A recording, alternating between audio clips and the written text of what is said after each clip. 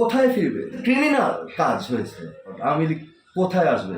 মানুষ কি চায় আপনি আপনি লুটপাট করে লক্ষ লক্ষ কোটি টাকা পাচার করে দিবেন বিদেশে? আওয়ামী লীগ রাজনীতিতে ফেরা দরকার, কি রূপে ফেরা দরকার? ফিরবে, কোনো আত্মসমালোচনা নাই, অনুশোচনা নাই, আত্ম উপলব্ধি নাই, কোথায় ফিরবে? ওয়ের? আগে তো ইউ হ্যাভ টু অ্যাকনলেজ যে যেটা করেছি, যেটাকে সমর্থন দিয়েছি, this was not right, unethical. 250-টিরও বেশি ডিজাইন অপশন নিয়ে ওয়ালটন স্মার্ট ফ্রিজ, বোঝে আপনার প্রয়োজন। ক্রিমিনাল, তো ক্রিমিনাল কাজ হয়েছে। দেখতে পাচ্ছেন কোনো আত্ম উপলব্ধি, আত্মসমালোচনা, অনুশোচনা, রিপেন্টেন্স? কিচ্ছু নেই। তাহলে what are you talking about? Awami League কোথায় আসবে? এখানে জনগণ এবং নতুন প্রজন্মের ভিতরে কি চলছে এটা বুঝতে হবে না? মানুষ কি চায় এটা বুঝতে হবে না? মানুষ কি চায় আপনি আপনি লুটপাট করে লক্ষ লক্ষ কোটি টাকা পাচার করে দিবেন বিদেশে, আলামা এসে থাকবেন, এটা চায়? এটা আমার ব্যক্তিগত অভিমত। এখন যদি জনগণ চায় পরিবর্তনতন্ত্র, they can do it, but আমি বিশ্বাস করি না পরিবর্তনতন্ত্রে। ঠিক আছে, আমার একটা পরিচিতি আছে, এখন পরিচিতি তো আমি সরাতে পারবো না।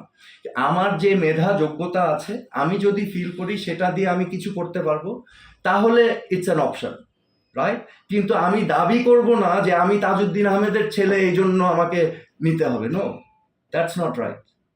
কি বলবো, দেখেন, আমি পদত্যাগ করার পর থেকে, এখানে অনেকেই হয়তো জানে না, আমার উপর দিয়ে অনেক ঝড়ঝাপটা গিয়েছে, যেটা আমি বলিনি কোনোদিন। আমি কিন্তু দেশ ছাড়া হয়ে গিয়েছিলাম, একটা পর্যায়ে আমি কিন্তু নিজে দেশ ছাড়া ছিলাম। আমার জন্য সেফ ছিল না বাংলাদেশে থাকা। জীবন মরণের হুমকি।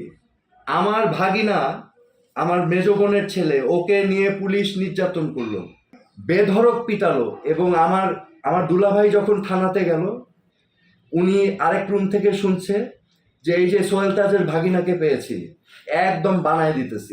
এটা কখনকার ঘটনা? এটা 2013 সালে। এবং আমার পদত্যাগ নিয়ে কি নাটকই না হলো।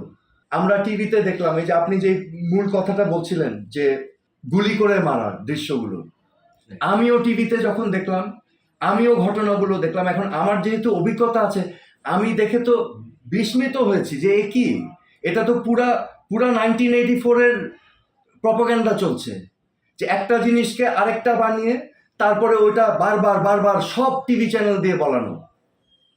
এটা পুরা ব্রেন ওয়াশিং। ওই যে হীরক রাজার দেশের মগজ ধোলাই, যন্তর মন্তর ঘর, পুরা বাংলাদেশ হয়ে গেছিল যন্তর মন্তর ঘর। ওই যন্তর মন্তর ঘরের মধ্যে ওই কয়েকজন, ওই যে সায়েন্টিস্ট গিয়ে, ওই যে যারা ছিল দায়িত্বপ্রাপ্ত, তারা গিয়ে গুজগুজ করে এক একটা বানিয়েছে, একটা ফ্যাক্টকে ডিস্টর্ট করে আরেকটা বানিয়ে সেটা প্রচার করেছে। এবং আমি দেখে আমার বমি আসতো যে এগুলো কি হচ্ছেটা কি।